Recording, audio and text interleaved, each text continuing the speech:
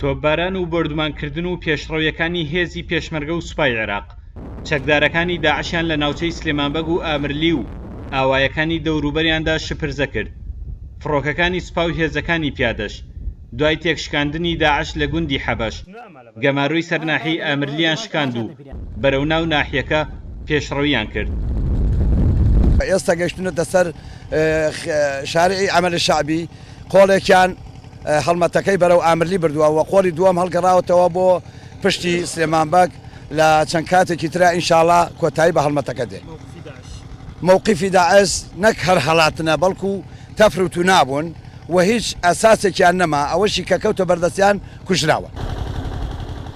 لە قۆڵی باشووری ڕۆژهەڵاتی سلێمانبەگەوە داعش بێ ئەوەی وەڵامی بۆ پێشمەرگە و سوپای عێراق هەبێت کشایەوە و بەشێکی ڕێگەی سەرەکی کەرکوک بەغدادیشی لەدەستدا.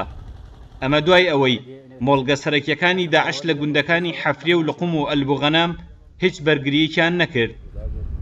گوندەکانی ئەم ناوچە لەگەڵ داعاشان هاوکاری داعاشەکەن وەکو لقوم وەکو حەفرێ وەکو ئەلبوغەنام وەکو خەڵەف جاسم ئەلیاساد ئەم ئاوایانە لە پشتی ئەمەوە ئەم ناوچە گرنگی زۆر بە قوتە کۆنتترۆل بکرێ پاکۆ بکرێ لە داعاش و تیرۆرستان لەبەرەوە کفری دووس کەرکووک وەجەبارە هەموو ناوچەکە ئازاد دەکرێت ترسی نامێنێ.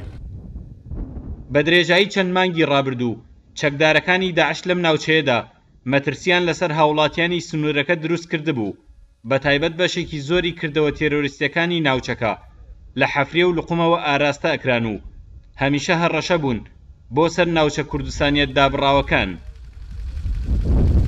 زیاتر لە 2 مانگە چەکدارەکانی داعش ژیانیان لەم ناوچەیە تاڵ کردووە. ئێستاوا بەرەو لە ناوچوونەچن بە گوێرەی قسەی فەرماندەکانی پێشمەرگە پاکردنەوەی ئەم ناوچەیە لە داعش ژیانی هەزاران خێزان لە مەترسی تێرۆر دوورەخاتەوە.